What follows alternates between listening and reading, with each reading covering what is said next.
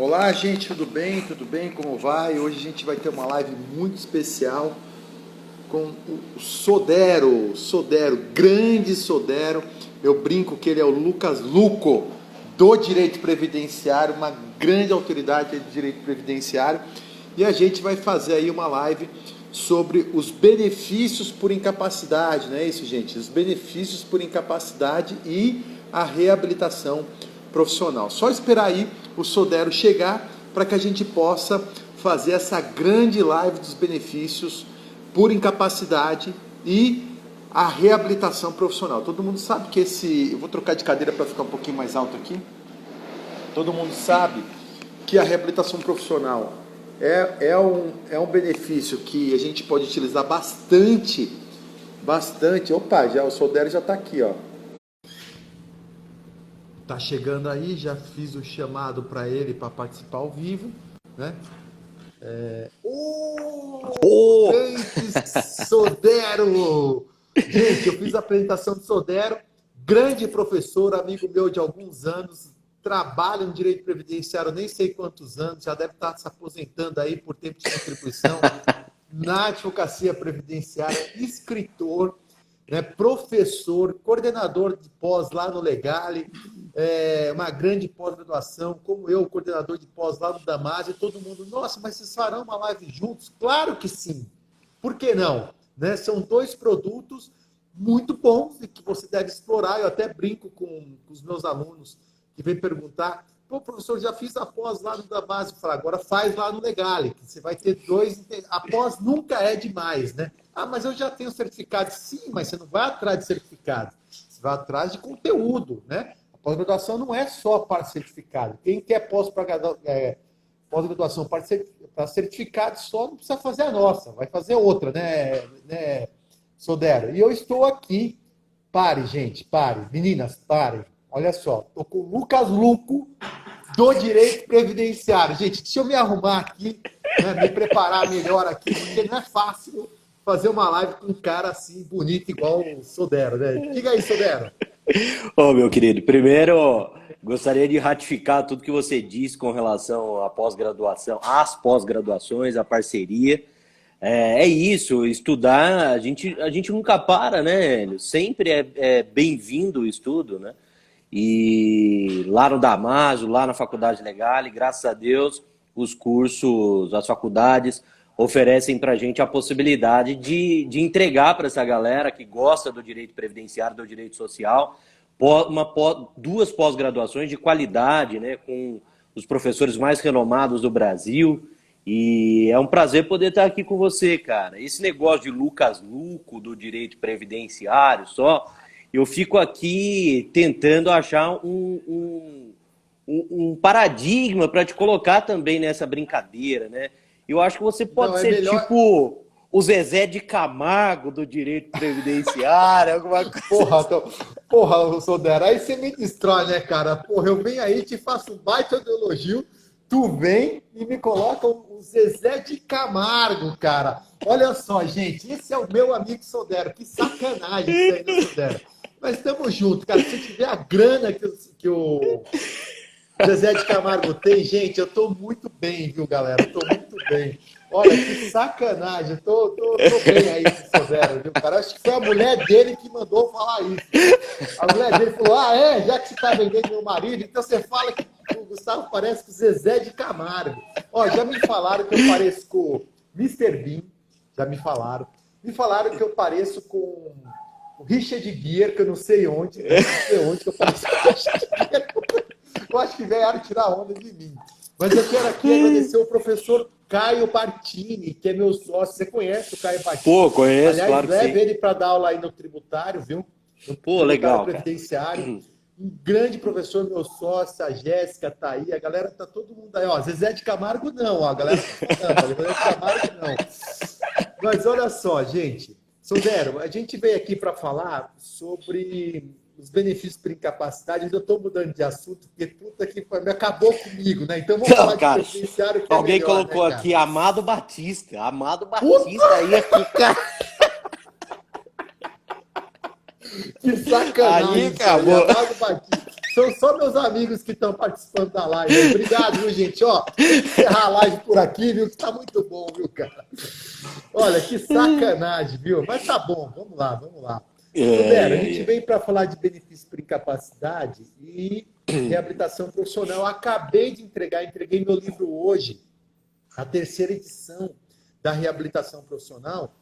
E aí, eu estava pesquisando, olha que legal, né? Saiu agora uma portaria, tá, Sodero? A portaria, que agora... 522, portaria, né? Não, a 8281, de 8281. 24 de março de 2020. Vou te mostrar sim. aqui depois, tá, Sodero?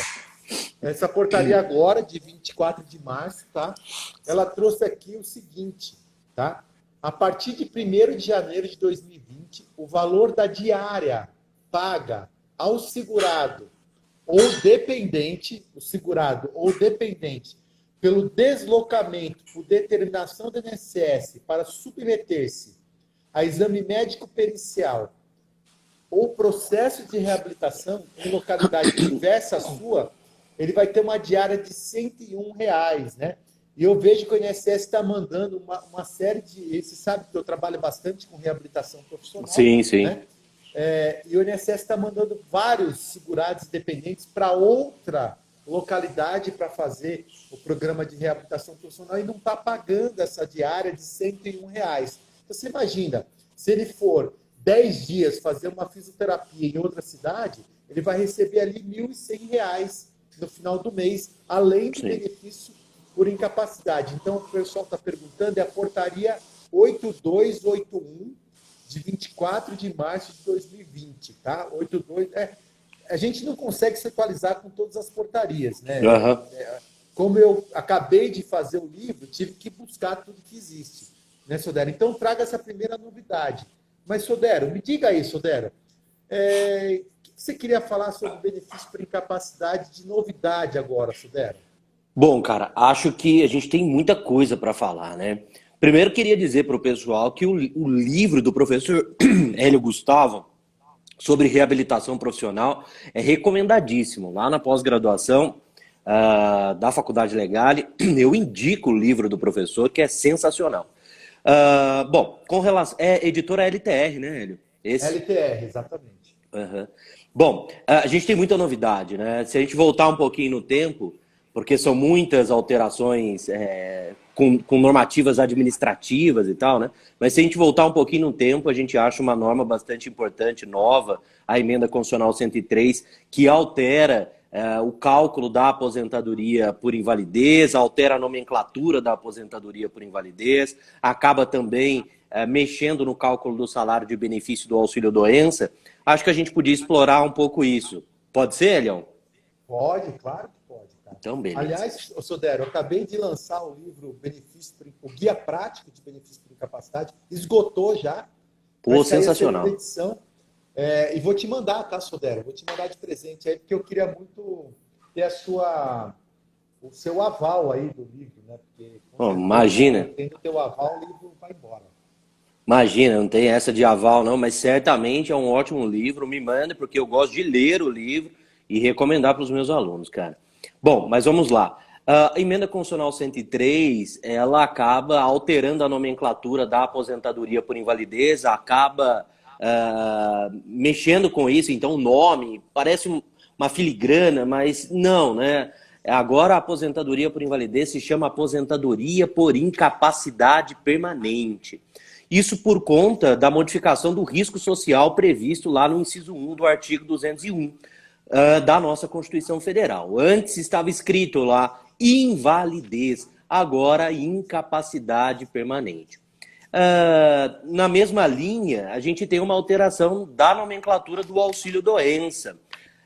O auxílio-doença antes tinha como risco social acobertado, tutelado, atendido lá no 201, a doença, né? Agora não, é a incapacidade temporária para o trabalho. Então, agora temos o auxílio por incapacidade temporária, né? O pessoal precisa se acostumar com as nomenclaturas novas dos benefícios, né? Bom, com relação ao cálculo do salário de benefício, nós temos uma mudança que mexe, que pega os dois benefícios, né? O artigo 26 da Emenda Constitucional 103 diz para a gente que, até que lei discipline a matéria, o salário de benefício será calculado pela média aritmética simples de todos os salários de contribuição do segurado, devidamente atualizados, existentes a partir de julho de 94. E até então, né, Elião, a gente tinha a média dos 80% maiores salários de contribuição existentes a partir de julho de 94, possibilitando, então, um descarte dos 20% menores salários de contribuição. Isso acaba pegando tanto a aposentadoria agora por incapacidade permanente, quanto o auxílio por incapacidade temporária, conhecido como auxílio-doença, né? Então, a alteração do salário de benefício, da base de cálculo da prestação previdenciária. Com relação à alíquota ou coeficiente de cálculo, como queiram, aquele percentual que incide sobre essa base, nós temos mudanças na aposentadoria por incapacidade permanente, né? Antes da reforma da Previdência, a alíquota ou coeficiente de cálculo da aposentadoria por incapacidade permanente, por invalidez, né, até então chamada assim, era de 100%. Sempre 100%. Agora, no caso de benefício de natureza comum, nós temos uma alíquota que pode ser muito inferior a isso, né? A alíquota tem como base 60% e temos acréscimos de 2% a cada ano de tempo de contribuição completo, além dos 15 anos no caso da mulher e além dos 20 anos no caso do homem. Isso significa que quando eu tenho a concessão agora de uma aposentadoria por incapacidade permanente não acidentária, comum, e a mulher, a segurada, tem até 15 anos de contribuição, o homem, o segurado, até 20 anos de tempo de contribuição, essa alíquota do benefício é de 60% só.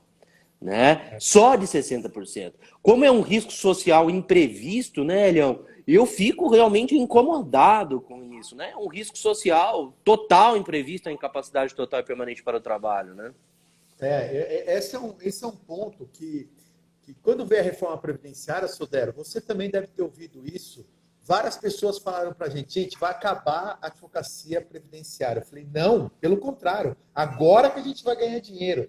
Essa Sim. é uma grande tese que a gente está trabalhando, inclusive eu trago no meu livro essa tese, que é o seguinte, o risco a ser protegido é a incapacidade. Qual que é a diferença da incapacidade laboral, seja por doença ou acidente do trabalho, para a incapacidade de acidentes de qualquer natureza ou de uma doença degenerativa, sendo que a contingência é a mesma. Ou seja, a deficiência para o labor é a mesma, que é o risco de incapacidade. Por que a gente trazer aí uma diferença no cálculo da aposentadoria, sendo que o risco é o mesmo, né? Eu trouxe até aqui um exemplo, né? Se você pegar ali, se for um auxílio-doença, uma aposentadoria por invalidez acidentária, ele vai ter uma renda ali de R$2.000, por exemplo.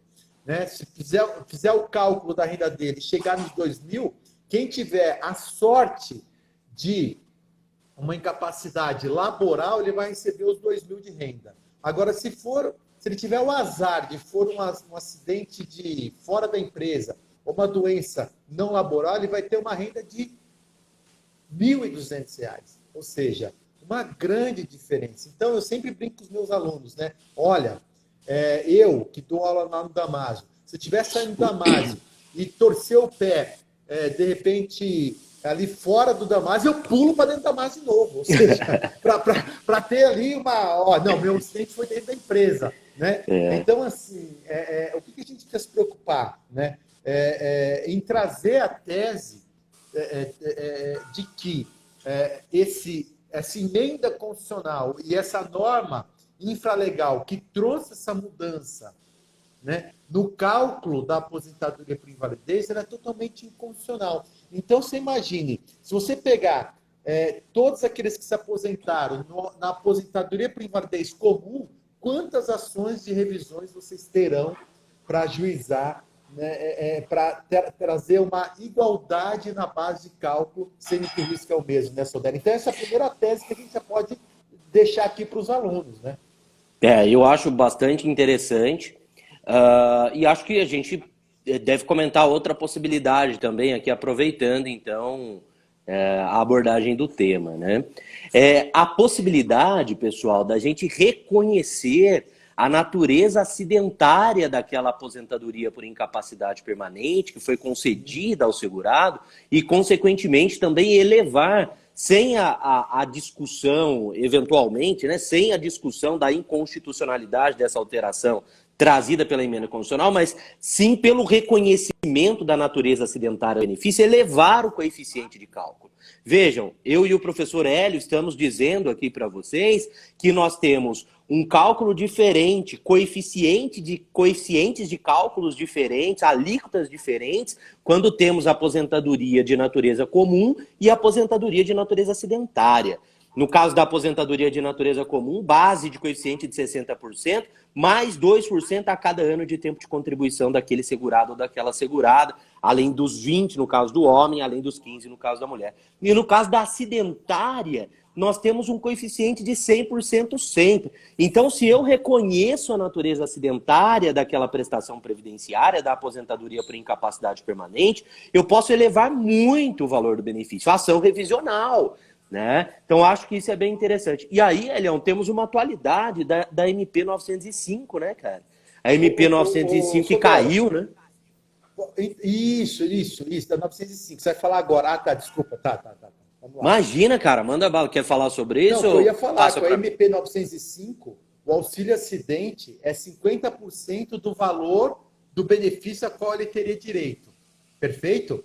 É que ela caiu agora, né? É que ela caiu agora. Ele revogou a MP, né? Ele revogou. E isso eu estava muito preocupado. Por quê? Porque se ele recebesse 50% da aposentadoria por invalidez comum, se fosse R$2.000 a renda dele, isso cairia para 1.200.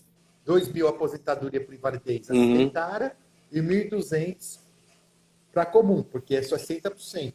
Se ele receber o auxílio acidente de 60% da aposentadoria comum, vai ser R$600.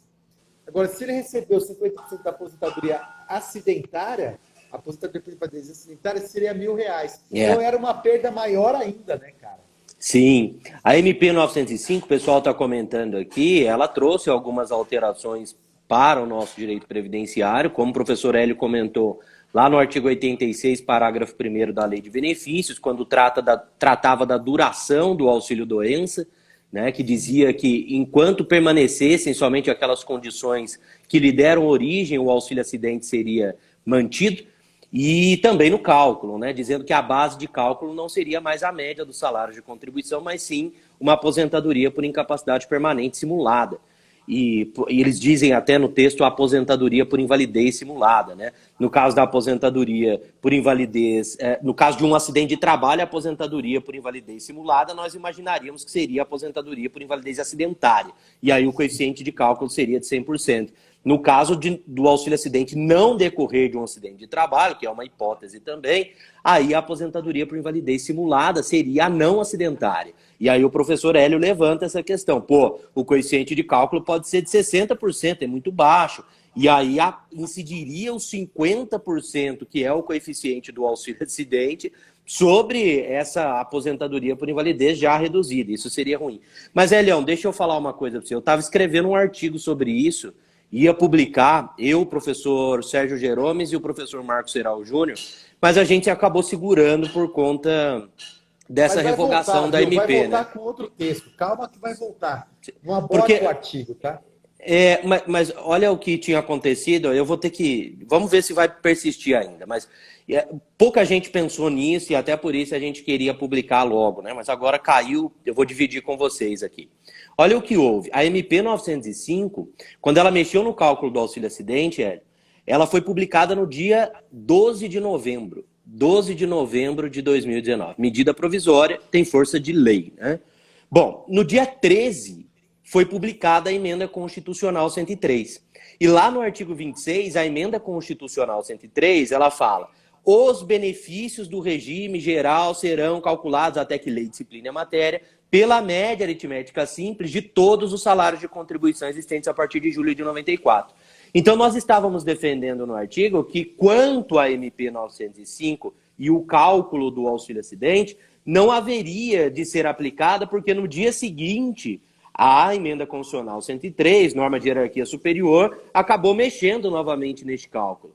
E isso impactaria no auxílio acidente de natureza comum, né, o não acidentário, o B36 lá no INSS. Mas acabamos abortando o artigo por conta Vamos esperar, vai que volta o texto, né? da revogação, né? Volte, Vamos ver. né?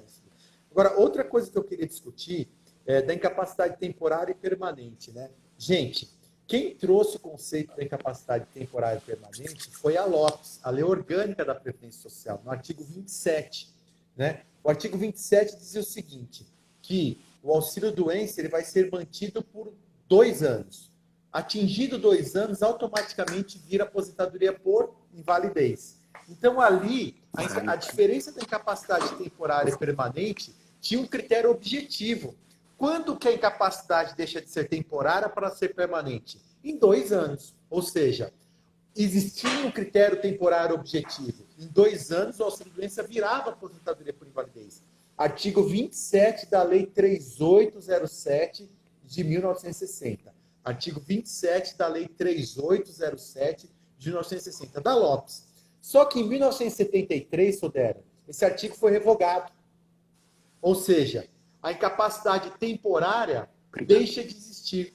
Então, agora, o critério de transformação da incapacidade temporária para permanente é subjetivo. Está na mão de quem? Dos médicos. E quando que a incapacidade deixa de ser temporária para ser permanente? Gente, ferrou, porque vai depender do médico.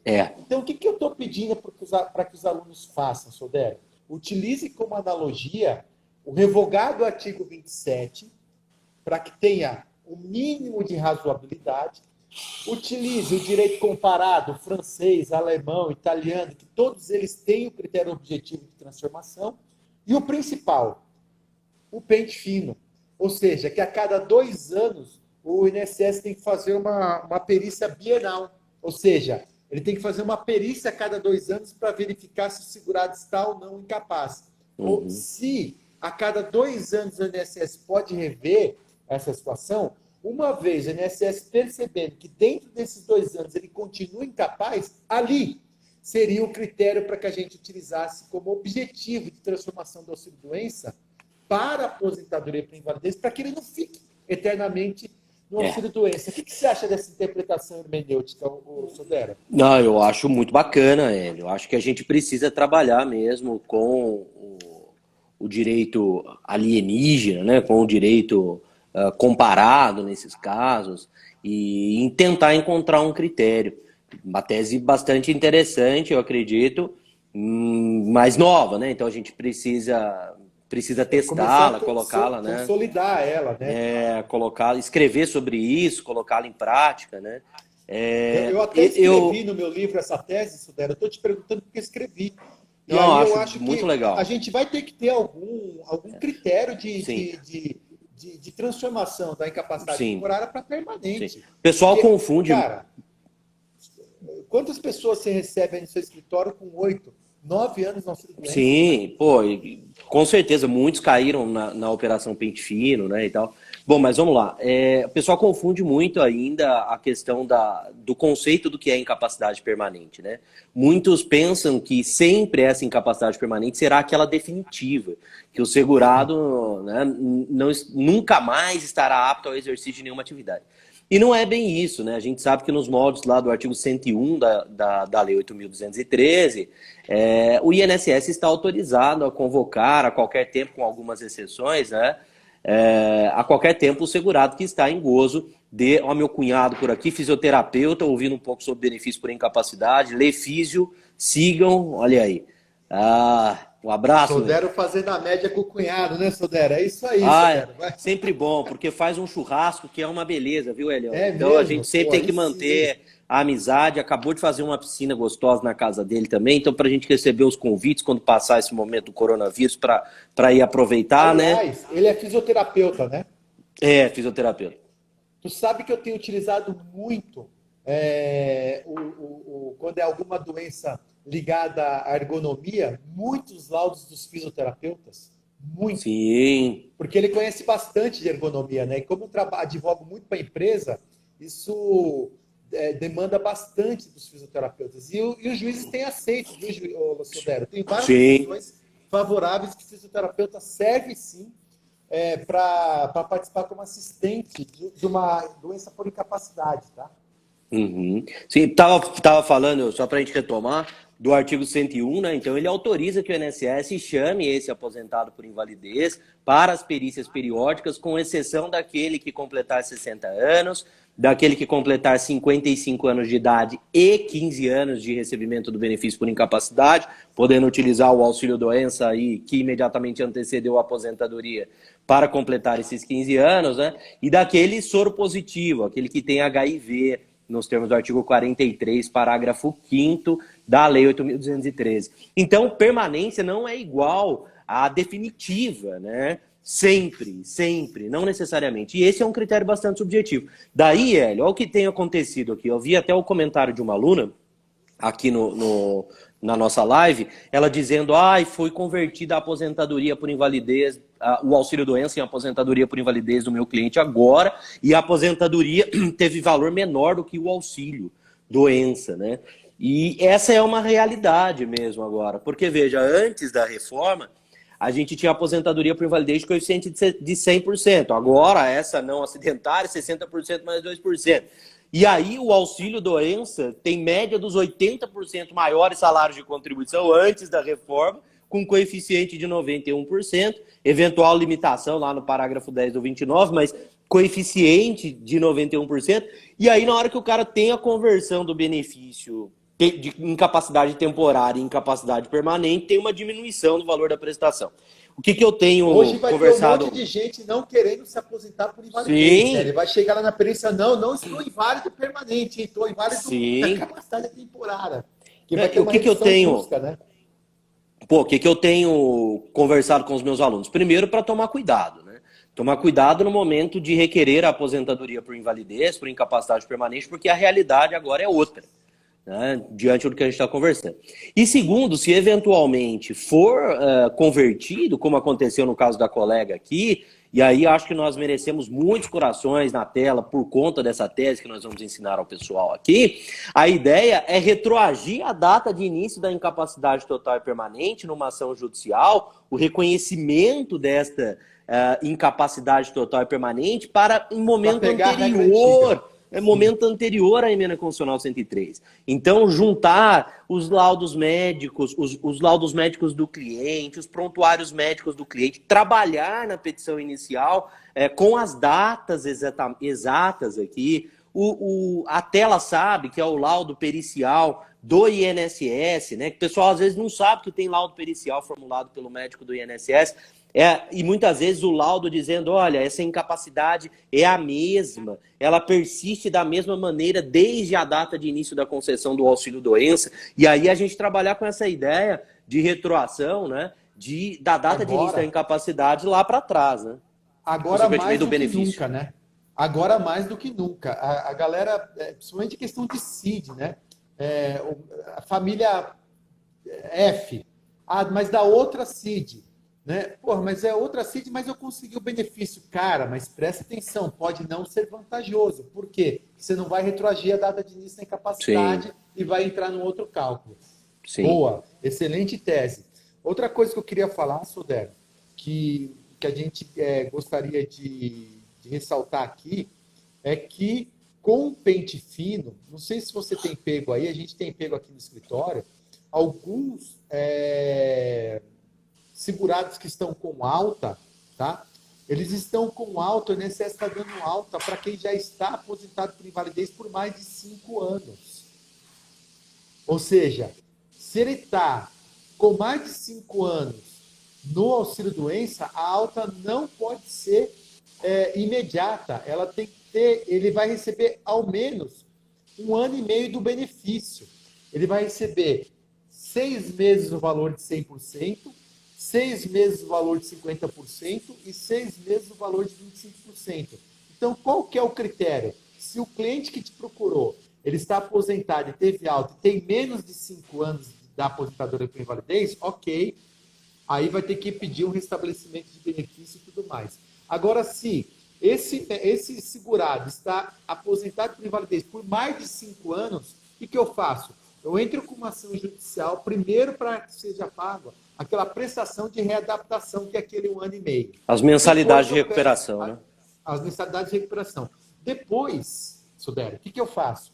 Eu entro com uma ação para restabelecimento de auxílio do benefício por incapacidade, aposentadoria por invalidez. Só que essa não é a tese que eu quero trazer aqui. Qual é a tese que eu quero trazer aqui? Eu escrevi sobre isso e vou te mandar o artigo depois, tá, Sudero? Opa!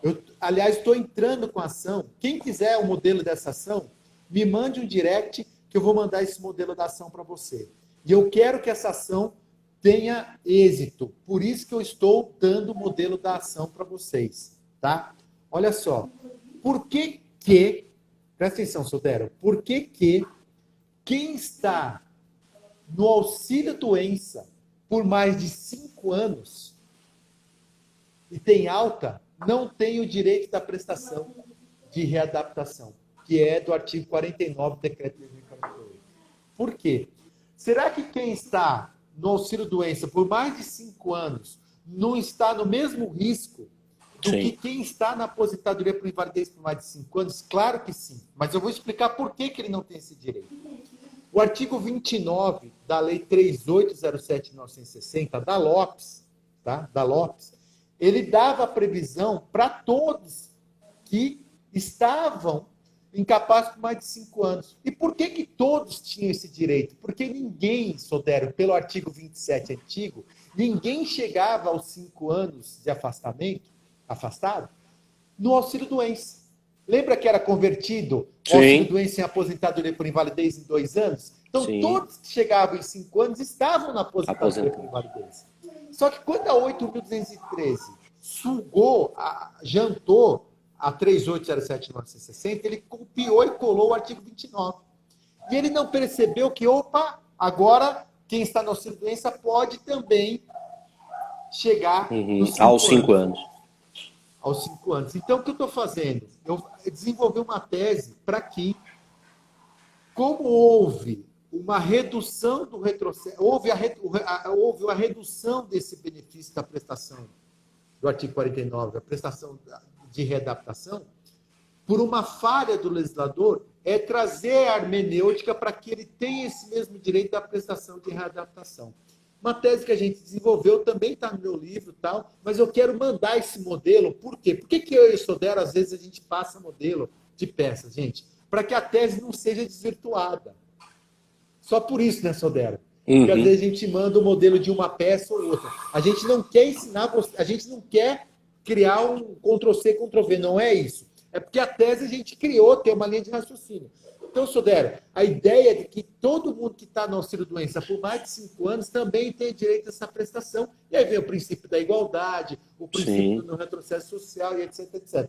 A gente está tratando de teses aqui, né, Sodero? Não, eu acho muito legal isso, né? E quando você fala dessas teses inovadoras e tal, eu acho que é bom quem está assistindo pensar nisso, né? A advocacia é um trabalho de meio, né? A gente não trabalha com causas ganhas, com 100% de êxito, né? A gente não promete resultado, não é essa a ideia da advocacia, né? Quem trabalha assim, infelizmente, vai ser muito difícil ter sucesso na advocacia, porque a gente não tem o controle, não é a gente que julga as ações e tal. Então, quando o Hélio coloca essas posições dele para vocês aqui, eu acho muito legal, porque é um incentivo, né, um estímulo para que a gente trabalhe com as teses novas. E quando ele diz a interpretação, a hermenêutica, olha, a interpretação histórica, eu fui lá na Lei 3807 de 60, olha, a interpretação teleológica, olha a finalidade social dessa norma,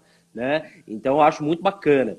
E sempre a gente precisa entender que um risco há, né? E é isso mesmo, Elião. Parabéns, cara. Muito legal. Depois me manda, porque eu quero ler Acho que Vou é te mandar e perfeitamente queria a possível. gente trabalhar junto nisso aí, viu, Sodero? Claro. E o pessoal estava Tá. perguntando aqui número de lei, número de artigo e tal. O professor Hélio se referiu ao artigo 49 do decreto 3.048 de 99, e essa previsão está no 47 da lei 8.213. Tá? Então é o 49 do decreto Do decreto e o 3.048 de 47. 99, 47 da lei 8.213. Elião, Sodero, vamos fala falar uma um coisa. pouquinho de Opa, reabilitação? vamos. Bora, fale. Pode ser? Desculpa, eu te cortei. Você ia Claro, falar manda alguma bala. coisa ou não? Não, eu ia sugerir um tema, a questão da antecipação do valor de um salário mínimo do auxílio-doença. Não sei quanto tempo a gente está de live, que eu não Bora. estou A controlando. gente tem aí mais 15 minutos. Fala sobre esse assunto, depois a gente entra na reabilitação. Pode ser? Pode, então eu falo sobre isso e você fala sobre a reabilitação depois, a gente comenta um pouquinho do outro, beleza? Vou tentar ser Tá. bastante sucinto, então. Bom, período Sodero, de só um pouquinho. pandemia. Deixa eu ver se eu consigo fazer meu cabelo igual o teu, cara. Porque puta, eu tô me sentindo descabelado aqui, viu, gente? Olha o cabelo do Sodero, gente. Meu Deus, ele acordou 6 horas da manhã. Não é possível, gente. Ai, cara. Meu Deus, olha o Ô, cabelo meu... dele. Eu acho Ô, que cara, ficou parecido. Vamos lá, deixa eu Sodero, falar uma vamos coisa lá. pra você. Vamos Ah, lá, ó. Eu tô parecendo o Bozo, cara. Meu cabelo tá fazendo assim, porque eu não tô indo na barbearia fazer a barba, não tô indo na cabeleireira cortar o cabelo. O meu gel tá acabando, porque eu não tô conseguindo ir na farmácia comprar o gel, porque tudo é risco, né? Então, você assistiu o último filme dos Vingadores? O Thor. ah, Lembra do Thor jogando videogame, tomando cerveja? Eu tô igual o Thor, cara. Eu vou acabar essa quarentena igual o Thor. Cabeludo, barbudo, barrigudo, né? E tomando cerveja, jogando videogame. Porque, rapaz, o bacana, negócio tá bacana. E feio. acabando a pandemia, aquele jantar juntos lá, hein? Fazer aquele Pô, jantar, cara, aquele vamos jantar. marcar, viu? Porque o papo é sempre bom, né? O papo é sempre bom. Aliás, vocês recebeu a minha família super bem lá em Blumenau. Aproveito aqui para lembrar desse momento gostoso que a gente viveu e agradecer novamente, porque foi muito legal. Fomos almoçar, jantar num restaurante de um amigo seu lá, eu lembro, pagou a conta, foi sensacional. Agora eu vou te levar no Fazano aqui para pagar para mim. Vamos lá, Sotero, Puta, aí vamos lá. ferrou. Muita pós, vou ter que vender, viu? Bom, Beleza, vamos lá. vamos lá. Galera, momento de pandemia do coronavírus, o INSS trabalhando em regime de plantão, sem atendimento presencial, né? Agora acabou de ser publicada uma portaria estendendo esse período de atendimento somente por meios eletrônicos e tal, né? Portanto, impossível a realização das perícias médicas. Daí, neste passo, é publicada uma lei, a Lei 13.982 agora, de 2020, que traz a possibilidade da concessão do auxílio-doença nesse período de pandemia do coronavírus, com a antecipação do valor de um salário mínimo, sendo este requerimento feito pelo meu INSS, o meu.inss.gov.br, aquele portal do INSS, com a apresentação de atestado médico via eletrônica. E aí, galera, nós temos uma portaria, a portaria 9381 de 2020, que traz para a gente quais são os pressupostos formais deste atestado médico, né? Então temos lá, olha, não pode ter rasura, temos que ter o CID ou a descrição da doença, carimbo do médico ou do dentista com a sua assinatura, o tempo de afastamento em auxílio, o tempo de afastamento, né, do benefício por incapacidade para recuperação. Depois, se o Hélio me mandar a petição, eu coloco lá no Telegram, assim. Pode deixar. O pessoal tá falando aqui. Bom, e Boa. aí, Hélio, porra, cara, eu fico abismado como a galera aceita isso com uma facilidade, assim, grande, sabe? Ah, então, olha, legal, o governo está entregando algo, isso é muito bom, é uma ação interessante do governo. Para mim não é, cara. Para mim não é. Eu imagino, por exemplo, que você, imagino que você também contribua pelo teto, eu contribuo pelo teto do regime geral. A gente, por um acaso, fica incapaz nesse período e tem expectativa de receber ali um benefício maior, obviamente, do que um salário mínimo. A nossa Constituição diz que o regime previdenciário tem caráter contributivo, que as contribuições devem repercutir necessariamente em benefício, lá no 201 caput, parágrafo 11, e entrega uma prestação previdenciária adiantada, é verdade, porque lá na frente, realizada a perícia, essa diferença do valor do benefício pode ser paga, mas entrega uma prestação previdenciária muito menor do que aquela que o segurado tem direito a receber. Eu tenho dito o seguinte para os meus alunos, velho. Eu acabei de gravar uma aula de benefício por incapacidade esses dias aqui. A gente tem gravado de casa, né, para pós. E eu tenho dito, não se contente. Caso seja antecipado o valor de um salário mínimo e o seu cliente precise efetivamente do valor do benefício na integralidade, ingresse com a ação judicial, peça a tutela antecipada lá nos termos do artigo 294, 300 do CPC, porque você tem prova, né, a prova aqui do direito e também o perigo de dano ao resultado útil do processo, a probabilidade do direito e o perigo de dano ao resultado útil do processo. Ainda mais quando o INSS concede a antecipação do valor de um salário mínimo do auxílio-doença, porque essa prova fica mais evidente. Então, estamos aí nessa situação, né? O pessoal tem me perguntado muito sobre os pedidos de prorrogação. Acabou de ser publicada uma portaria, eu publiquei aqui no meu Instagram, falando sobre isso, lá no Telegram também. Para acessar o Telegram, gente, é só olhar aqui no meu feed, tem uma publicação recente, lá na bio, onde a gente faz a descrição, na minha está escrito lá, coordenador, professor, marido da Roberta, pai do Matheus, que é sempre importante a gente frisar isso também, né, Léo? E lá tá Telegram, aí clica lá que vocês conseguem acessar o meu Telegram. Então, com relação aos pedidos de prorrogação, a gente tem realizado o pedido de prorrogação, a prorrogação automática. A portaria que foi publicada, Elião, fala em 6 prorrogações. No máximo 6 prorrogações. Sabe como é que saiu essa portaria, Sodero? Essa portaria foi o seguinte, cara. Eu estava com problema, eu advogo para a empresa. E eu estava com um problema que era o seguinte, o empregado tinha alta programada, renovava por mais 30, tá? E depois não renovava mais. E aí, como é que faz com esse cara? Uhum. Aí eu liguei para o Bórcio, presidente do CRPS. Falei, Bórcio, e essa situação aqui, não sei o NMP, não sei o que lá. Prontamente o Bórcio, presidente do CRPS, falou, Gustavo, desenvolve aí um tema, tal. Dei uma sugestão, ele pegou essa sugestão, levou para o secretário da Previdência e lançaram a portaria. Bruno. Olha que legal isso aí, né? Então, assim, eu queria ressaltar aqui que a portaria merece muito as palmas do Bórcio, do CRPS e do secretário que atendeu esse pedido prontamente. Eu achei interessante, a aluna até faz uma pergunta aqui, a Rita, desculpa te cortar, mas é só porque é bem bacana isso que ela está dizendo. Ela diz, Sodero, quem está com pedido de PP em auxílio-doença está em análise e não conseguiu anexar o relatório médico. Não tem que anexar nada, porque é automático. Né? Então, pelo menos por hora, não tem que anexar nada. Você simplesmente... Toda hora muda isso, né? Mas agora é só fazer o pedido de prorrogação naqueles 15 dias que antecedem a DCB. Para este caso, não junta atestado. Atestado é para antecipação do valor de um salário mínimo do auxílio-doença.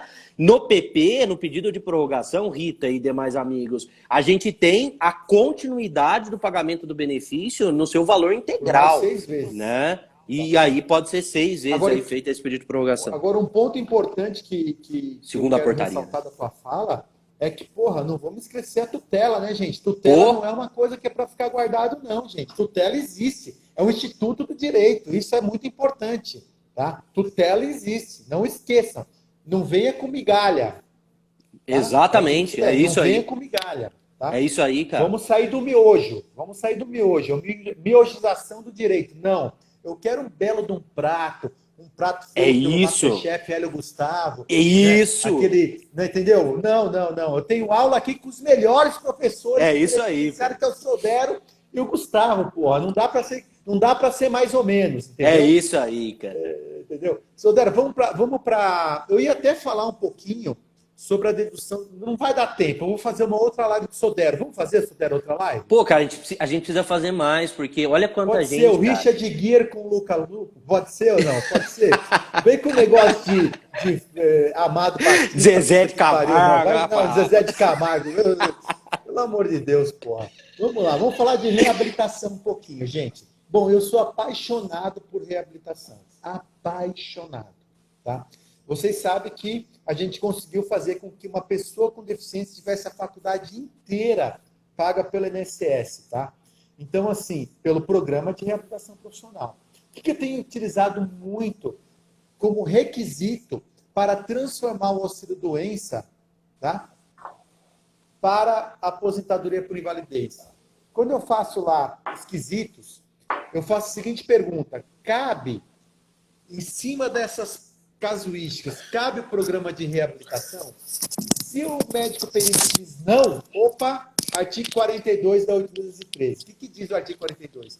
Quando for insuscetível de reabilitação profissional, o benefício a ser pago é a aposentadoria por invalidez. Não se discute mais. Entendeu? Perfeito. Por quê? Porque eu posso ter uma incapacidade vulgo temporária, só que se não cabe o programa de reabilitação, ou o INSS não tem, e eu tenho feito prova antecipada disso, aí vem a tese, pulo do gato, eu vou na agência do INSS lá do interiorzão e pergunto se lá tem um programa de reabilitação profissional ativo. Se não tem, eu já junto com uma antecipação de prova. Excelência, olha só, depois dos quesitos, que ele respondeu que não cabe a reabilitação, falou, olha, e o INSS não tem. Não tendo, ele não pode receber o auxílio-doença ad eterno, o benefício cabível em cima da interpretação literal do artigo 42 da transformação. Perfeito. Essa é a primeira dica que a gente dá, Sodero. O que você acha dessa? Não, acho perfeito, cara. Tem que quesitar corretamente e tem que colocar a reabilitação na jogada, porque é uma puta estratégia. Perfeito. E outra tese que eu trago aqui, Sodero, que a gente tem mais 4 minutos, rapidinho, é o seguinte: eu vejo que um monte de segurados que nos procuram, tá sem cadeira de roda, sem órtese, sem nada. Gente, não vai no SUS pedir isso. Órtese, prótese, tudo mais, peça para o INSS. E se o INSS não deu, junta 3 orçamentos. Dica pro teu cunhado que tá assistindo aí, hein, Sudero. Quero um dia participar desse churrasco aí, hein, Leandro? Demorou. Dica para ti. Junta 3 orçamentos de órtese, prótese, tal, e entra com uma ação contra o INSS com a obrigação de fazer. Por quê? Porque a habilitação e reabilitação profissional, ela é de caráter obrigatória? Sim ou não? Sim. O artigo 89 e o artigo da Lei 8.013, o artigo 136, parágrafo 1º do Decreto 3.048, diz que é de caráter obrigatório o programa de reabilitação profissional. Então, quando eu vejo pessoas com deficiência na rua, eu vejo dinheiro. Uhum. Entendeu? E vejo uma maneira de fazer com que esse PCD, que é essa pessoa com deficiência, tenha a devida inclusão social e laboral. Porque há um preconceito, sim, na contratação de PCD. A gente não pode esquecer disso. Sim, então, sim. acho que a nossa função como operador de direito é muito importante em fazer com que essas pessoas com deficiência sejam inseridas no mercado de trabalho. Sim. E acho que é bastante importante, aqui, rapidinho mesmo, a questão da reabilitação. Nós temos hoje algumas normas coletivas, convenções coletivas, acordos coletivos, que condicionam a estabilidade do trabalhador, do empregado, à reabilitação profissional realizada pelo INSS. Sem a reabilitação profissional, muitas vezes esse segurado também, ele não consegue se encaixar na cota de deficiente de uma determinada empresa. Então é uma vantagem para ele a reabilitação nesse sentido, quando ela é realizada com sucesso, né? Então reabilitação é um super tema, cara. E eu adoro o seu livro, viu? Vou reforçar Lívia, de novo aqui. A gente tem mais 3 minutos. A Lívia falou, mas tem segurado que não quer. Lívia, vou dizer uma coisa, ele não quer por quê? Porque ele não acredita no programa.